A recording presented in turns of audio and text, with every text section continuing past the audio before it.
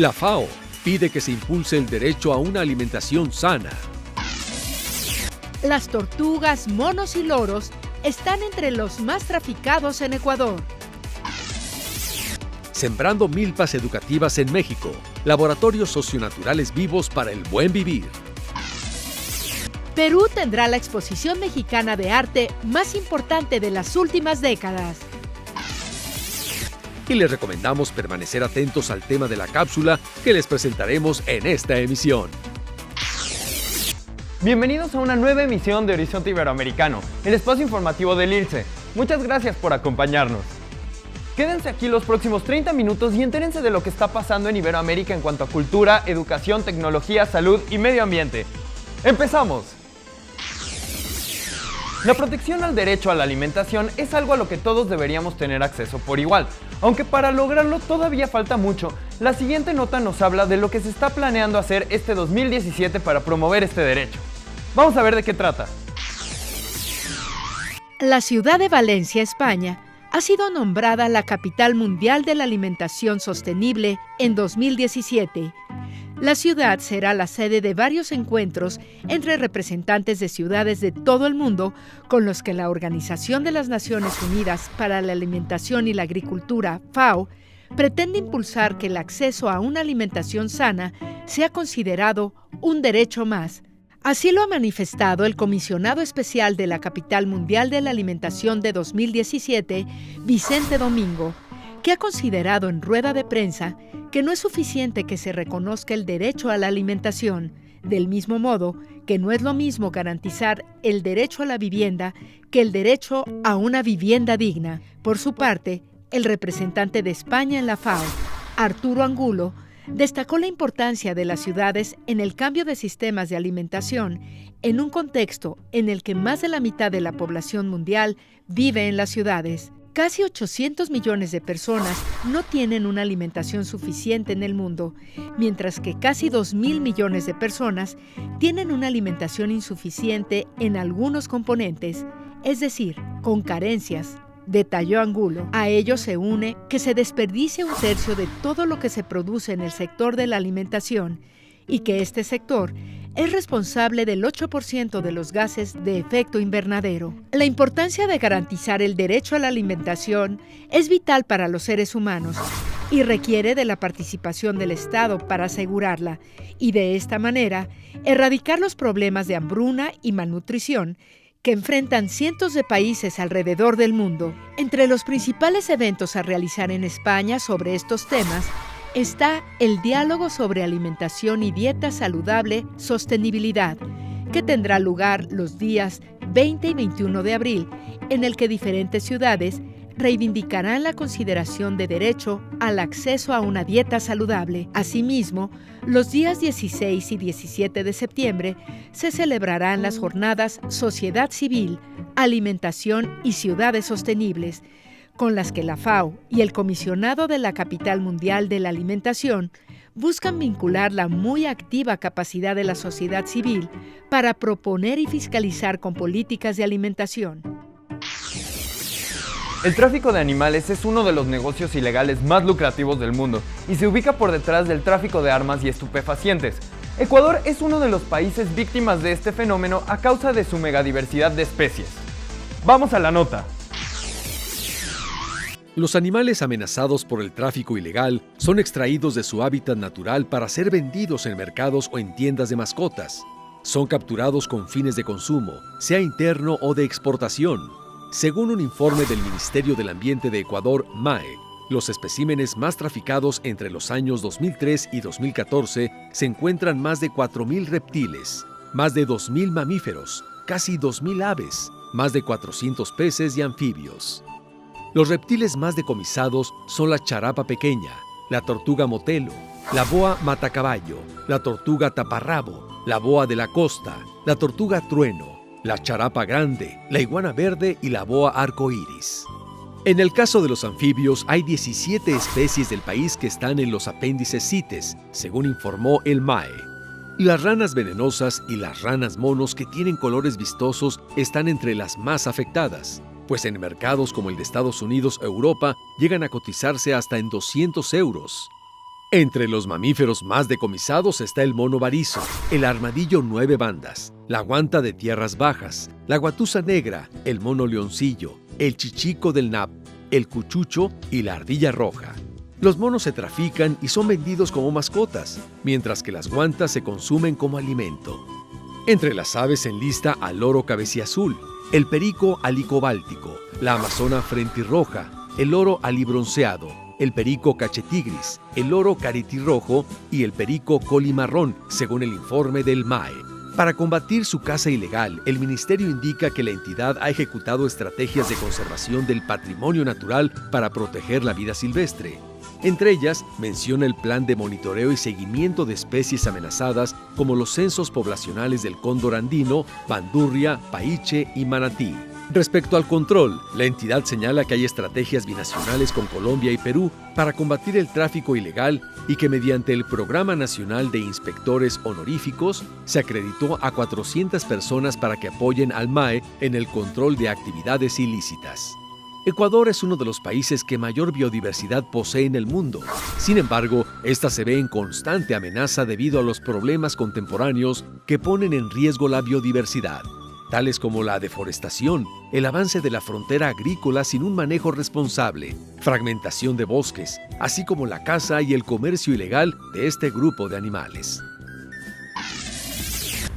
Se estima que para el año 2020, Latinoamérica superará los 300 millones de conexiones 4G, lo cual significa dar cobertura de este tipo de red a un 83% de la población, según estima la GSMA, asociación que agrupa a los principales operadores de telefonía móvil del mundo.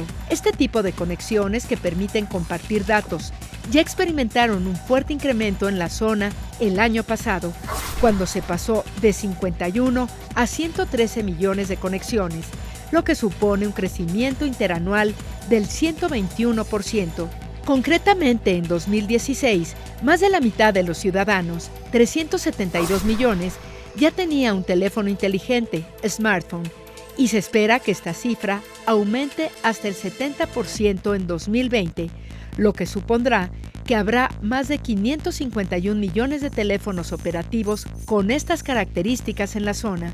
Para afrontar este crecimiento potencial de las telecomunicaciones, hace falta una modernización del ecosistema digital latinoamericano, con una normativa que descarte reglas y obligaciones ya obsoletas. Así, con estos cambios legales, se podrá facilitar que en la próxima década se despliegue la nueva generación de redes móviles 5G en la zona. En la ciudad de Barcelona, España, y otros 39 municipios del área metropolitana, los vehículos más contaminantes tendrán prohibida la circulación de lunes a viernes a partir del 1 de enero de 2019, independientemente del estado del aire, si bien esta restricción se empezará a aplicar desde el 1 de diciembre de este 2017, solo en episodios de contaminación que suelen producirse de 3 a 5 días anuales. El propósito es reducir un 30% las emisiones vinculadas al tráfico en un plazo de 15 años para alcanzar gradualmente los niveles recomendados por la Organización Mundial de la Salud (OMS), y esta contaminación se reducirá un 10% en los próximos 5 años. Los vehículos que no reciban distintivo ambiental de la Dirección General de Tráfico no podrán circular en el espacio comprendido por las rondas de Barcelona en episodios contaminantes a partir de diciembre de 2017 y se desplegarán medidas para prohibirlos a partir de 2020. Aunque nació en Estados Unidos, el pianista Romain Wheeler un buen día decidió vivir en México, nada más y nada menos que en la Sierra Tarahumara. ¿Por qué y qué es lo que hace ahí? Los invito a descubrirlo en el siguiente perfil. Nacido en 1942 en California, Estados Unidos, Romain Wheeler solo estuvo allí hasta los pocos años de edad. De hecho, ha vivido en varias partes del mundo, inicialmente por el trabajo de su padre y después por su propia carrera como pianista. En la década de los 70s, Wheeler decidió regresar a los Estados Unidos para estudiar la música y danza de comunidades nativas, pero en 1980, al hojear un ejemplar de la revista National Geographic con fotos de la Sierra Tarahumara en el estado de Chihuahua, al noroeste de México, Quedó muy interesado y al poco tiempo decidió visitar una de las comunidades indígenas asentadas ahí para estudiar la música y danza de los tarahumaras. Finalmente, en 1992, decidió vivir en esta remota zona de manera permanente, trayendo su piano consigo, y poco a poco se fue empapando de los rasgos culturales tarahumaras hasta incorporarlos en algunas de las piezas que ha compuesto. Wheeler pasa parte del año viajando y haciendo presentaciones, y el resto lo pasa en su casa, construida en piedra en un acantilado por encima de un barranco. Wheeler dedica la mayoría de sus ingresos de conciertos y ventas a los tarahumaras para ayudar a las necesidades básicas de la comunidad. Un proyecto colaborativo que ha sido realizado con gran éxito busca implementarse en el desarrollo educativo de las comunidades indígenas en México. Conozcamos de qué se trata en la siguiente nota. Milpas Educativas, Laboratorios Socionaturales Vivos para el Buen Vivir, es un proyecto colaborativo entre instituciones, organismos y comunidades enfocado en construir un modelo pedagógico intercultural multilingüe para niñas y niños indígenas de diversas regiones de México. El proyecto busca responder a los retos del sistema educativo en contextos indígenas al desarrollar las actividades pedagógicas a partir de las actividades sociales de las comunidades participantes.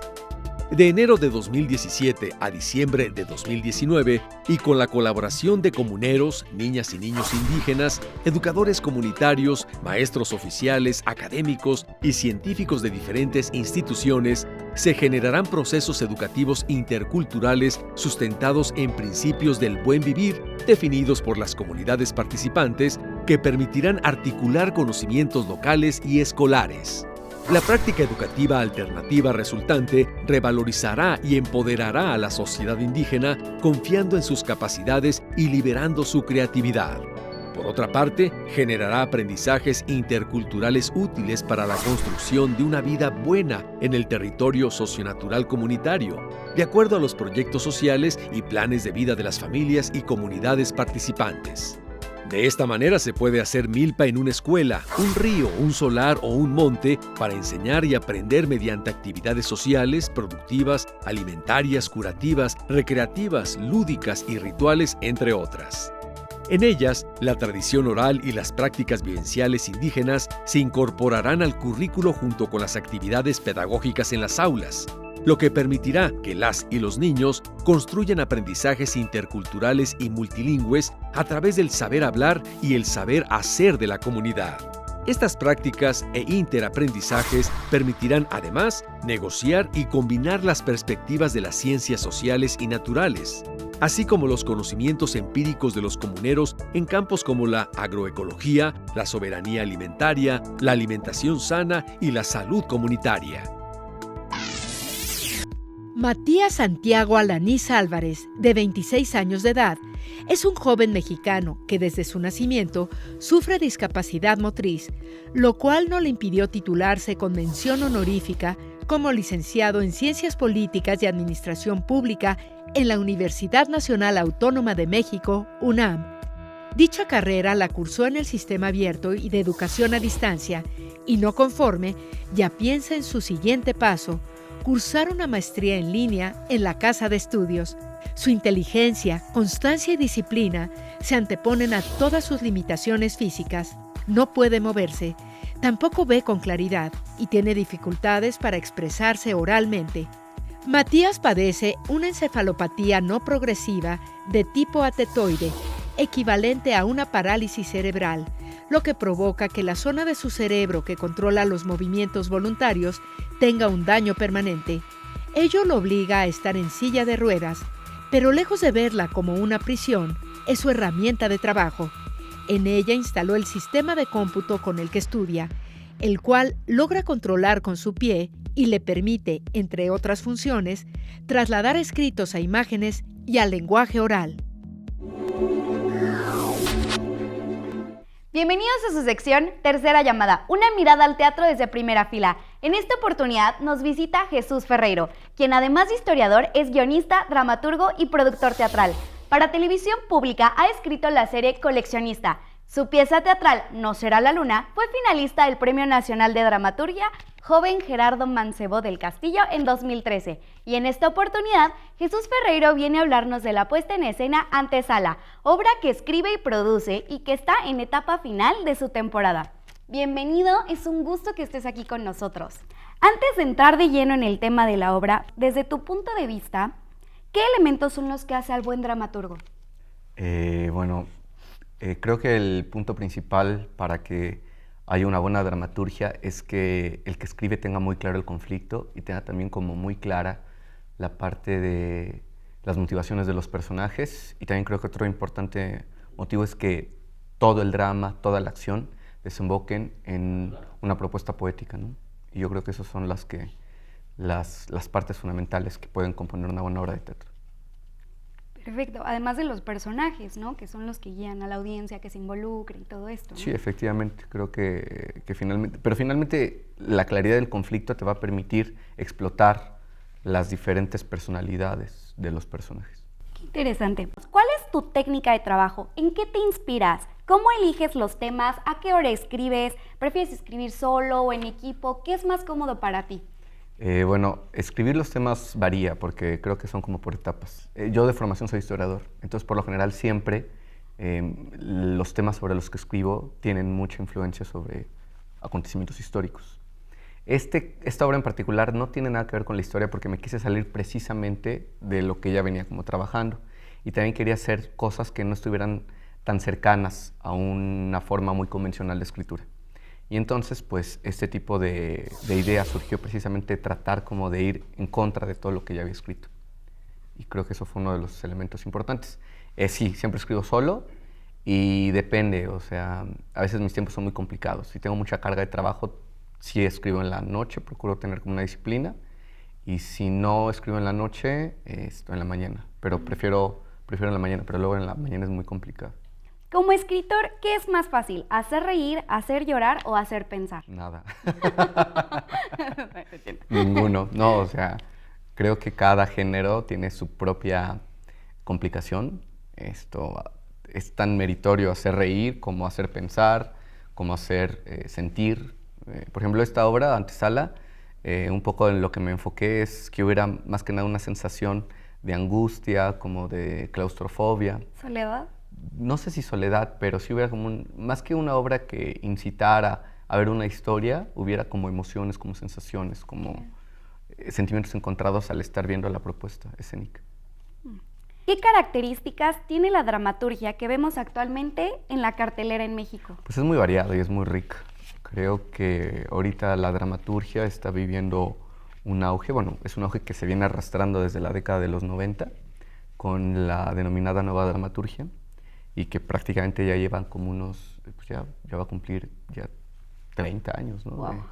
de consolidación. Y creo que también es una dramaturgia muy plural que lentamente ha ido como centrándose en temas urbanos, pero también son temas como más cosmopolitas. Antes de la nueva dramaturgia, la dramaturgia mexicana está muy centrada en los temas muy mexicanos, ¿no? O sea, y creo que a partir de la década de los 90 y también por el contacto con festivales, muchos dramaturgos han salido al extranjero, han hecho residencias y eso ha permitido que también traigan nuevas técnicas, nuevas maneras de abordar los conflictos y eso siento que le ha dado como mucha riqueza y es muy plural, ¿no? O sea, y aparte hay una combinación de muchos géneros. Bueno, retomando un poco lo que dices de los medios de comunicación, ¿cómo influyen estos y las redes sociales en el auge de la carrera del dramaturgo? Pues creo que las redes sociales pueden potenciar la visibilidad de la dramaturgia. También creo que las redes sociales están restándole público al teatro. O sea, son unas cosas por otras, ¿no? Finalmente las redes sociales, si se utilizan de una manera estratégica, pueden ayudar, ¿no? a que el trabajo del dramaturgo, al trabajo del director, del productor teatral finalmente se conozca, porque finalmente es a un nuevo público las redes sociales hacia quienes van dirigidos. Pero también siento que el auge de estas nuevas tecnologías ha ido moldeando un público que ya no se siente identificado con el teatro, ¿no? ¿Por qué? Porque lo ven como anacrónico, ¿no? Si no hay una pantalla de por medio, los públicos no sienten como mucha identificación. Wow, nunca lo había pensado, pero suena muy lógico. Además, no es lo mismo ver una pantalla que conectarte con el actor, ¿no? No, y aparte la sensación, la energía es completamente distinta. Claro, te envuelven, ¿no? Sí, totalmente. ¿Qué consejo le darías a los jóvenes que están interesados en escribir teatro? Pues que escriban teatro. Sí, es que esto es como una cuestión como de disciplina, es como un ejercicio, es como un deportista. El deportista, si lo deja de hacer una semana, Se le va. pierde energía, pierde la técnica, y yo creo que sí es muy importante. Y aparte siento que otro gran problema de la gente que escribe es que se autojuzga, y autojuzgarse siempre va limitando la parte creativa. Entonces yo sí creo, por ejemplo, esta obra se escribió como una especie como de monólogo, con un flujo de pensamiento. Y prácticamente la escribí en muy poco tiempo, la escribí como en 2 semanas y media. 2 semanas y media. Y ya después de todo lo que tuve, ya ahí empieza como ya la parte más cerebral, como más estructurada, ¿no? Empieza la técnica, ¿no? Pero al principio fue pura emoción, fue pura sensación.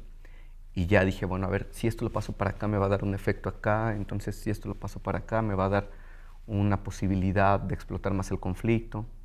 Y si este personaje le contesta esto a otro personaje, o sea, siento que fue como una especie de juego del ego, y eso fue lo que posibilitó que hubiera una combinación entre la parte emotiva, la parte visceral y también la parte técnica, ¿no? Que tiene que ver mucho con la parte cerebral. Y entonces yo creo que eso es lo que tienen que estar trabajando todo el tiempo y tener muy presente los nuevos dramaturgos, ¿no? Escribir, pero siempre dejarse ir, ¿no? Y ahora háblanos de Antesala. Esta obra que escribes y produces en el Press Kit se menciona que tiene sus antecedentes en el teatro postdramático alemán Heiner Müller. Al desestructurar los componentes más importantes de un texto, espacio, tiempo, personajes y situaciones, ¿en qué consiste todo esto? Pues la desestructuración dramática consiste que precisamente no hay un tiempo y un espacio fijo, no hay un espacio determinado. Los personajes pueden ser muchos personajes al mismo tiempo, que es un poco el planteamiento de la obra de Antesala. Por ejemplo, cuando la gente ve la obra, siempre ocurre que no saben exactamente en qué parte está. La propuesta de dirección es que están dentro de un teatro, pero lo mismo pueden estar en una casa, lo mismo pueden estar en el infierno, lo mismo pueden estar en un interrogatorio, lo mismo pueden estar en una tormenta, porque finalmente no hay una convención de un espacio y un tiempo determinado. Es de estas obras donde se rompe la famosa cuarta pared.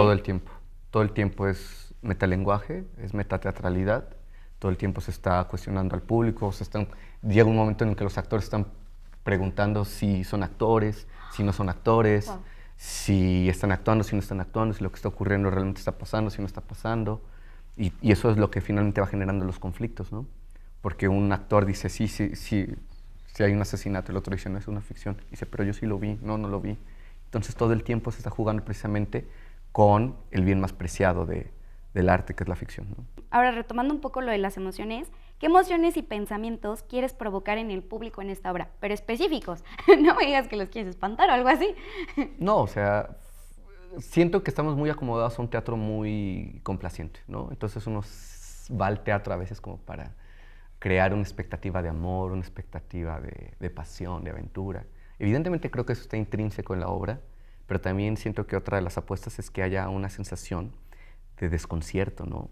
Que el espectador salga como enrarecido y al final se pregunte qué vi, ¿no? Y si lo que vio fue realmente lo que... Siempre mucha gente se me acerca y me dice, la obra trató de esto. Lograste tu cometido, está increíble. Pues no sé si está increíble, porque luego a veces eso creo que el público finalmente lo obliga a que reflexione, a que se replantee muchas cuestiones sobre los lenguajes convencionales del teatro. Pero creo que es una apuesta que se juega en este montaje, ¿no? Jesús, dinos en dónde, en qué horarios y hasta cuándo se va a presentar Antesala. Antesala se estrenó el 27 de enero y va a estar hasta el 14 de abril en la Teatrería, que se encuentra en la calle de Tabasco 152 en la colonia Roma, todos los viernes a las 8:30 de la noche. Y no sé si quieras agregar algo más al público que te esté escuchando. Pues nada, que lean más teatro, que vayan más al teatro. Siento que el teatro es una posibilidad para encontrar elementos que la tecnología ha ido un poco como decodificando, ¿no? Como es el contacto con la persona de manera física. La ¿no? interacción La humana. interacción humana. Creo que finalmente el teatro regresa a la tierra parte de los valores más esenciales, ¿no? Como es el contacto directo. Y aparte como que es más humano, ¿no? Como que te pone en el mismo nivel en donde tú sientes, ¿no? Y una pantalla jamás te va a dar eso. No sé. Creo que también el cine puede tener esa posibilidad, pero creo que el teatro lo logra en la medida de que no tiene ningún artificio, como es un recurso tecnológico o como es un dispositivo. Ojo, no estoy en contra de la tecnología, al contrario, claro. pero sí me queda muy claro que son como características intrínsecas entre la propuesta teatral y la propuesta audiovisual. Claro, y que deberíamos de mantener, ¿no? Ciertas propuestas. Sí, porque finalmente se enriquece, o sea, una cosa no descarta la otra. Claro. Pues muchísimas gracias por habernos acompañado, Jesús. Ha sido un gusto y un honor. Cuando quieras, aquí está el foro. Muchísimas gracias. No, gracias a ustedes.